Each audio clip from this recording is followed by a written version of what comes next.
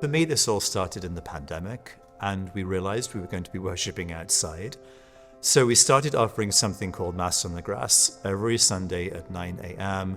in rain or wind or shine, quite literally.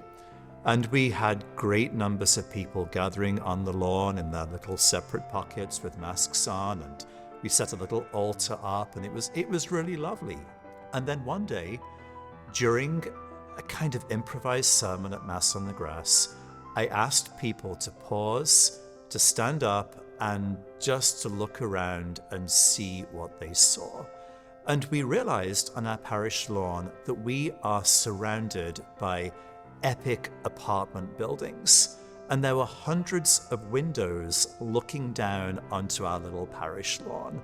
And I thought, good grief, there are people all around and they could be staring at us right now. And what on earth are they seeing? What on earth are they thinking, right?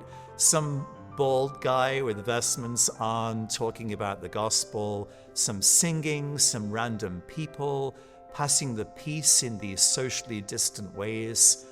And that, I think, intrigued me to start learning more about our actual parish. So my mind goes back, as it often does, to medieval England, right, from whence I came, right? And I remember that in England back in the day, a few days before Ascension, they would do this strange ritual called beating the bounds, where the parish and the clergy would literally walk the boundaries of the parish. Because, every parish has these boundaries that are very carefully plotted out on maps. And back in the day in England, that really meant something. We decided that we would try to reconstruct something like that. So we gathered on a winter Saturday morning, and we had contacted the diocese, we'd confirmed our boundaries, we'd planned out the route, and I think we walked for maybe 4 or 5 hours.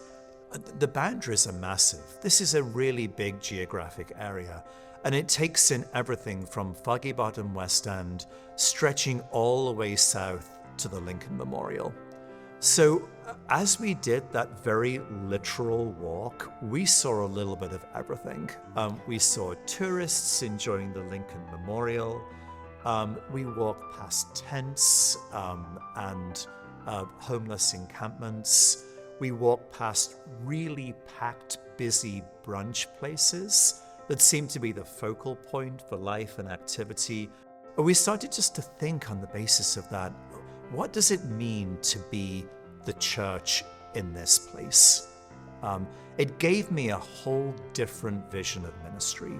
And I know that when this parish was founded, all those, 100 plus years ago, it was planted here for a reason. Things have changed, but there's still need. There's still, of course, hunger, homeless, but loneliness. People working too many hours. People living here who've moved from all over the country and really they don't know another soul.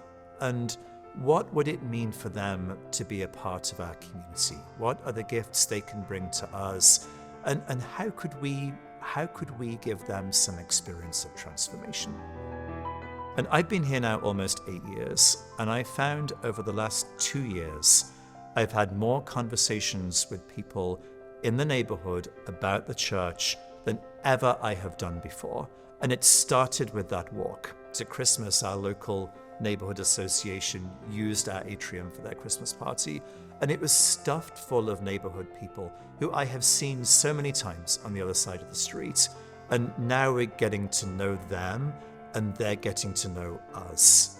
And these relationships, once they start to roll, they get bigger and they get better, and it's happening every day. One example of that was the Christmas caroling. Right. In December, we went caroling around the neighborhood at a few specific spots, and at one, the neighbors were prepared for us. They had a barrel with a big fire in it and hot cider on a tailgate to hand out, and that was a really great connection with people right around the corner. The walk was not just a wonderful exercise. It was almost it was almost like a spiritual law for us, sort of opening our eyes to the work that God's setting before us and saying, look, a really important part of your system, your polity, your ecclesiology are these boundaries. So get out from behind your desks and get out from behind your books and go out there and do something about it. And that's what we're trying to do over and over again, whether it's singing carols or walking or hosting Christmas parties or standing in dog parks or renovating halls or renovating kitchens. It's all about living into that spiritual responsibility that I believe as Anglicans we have.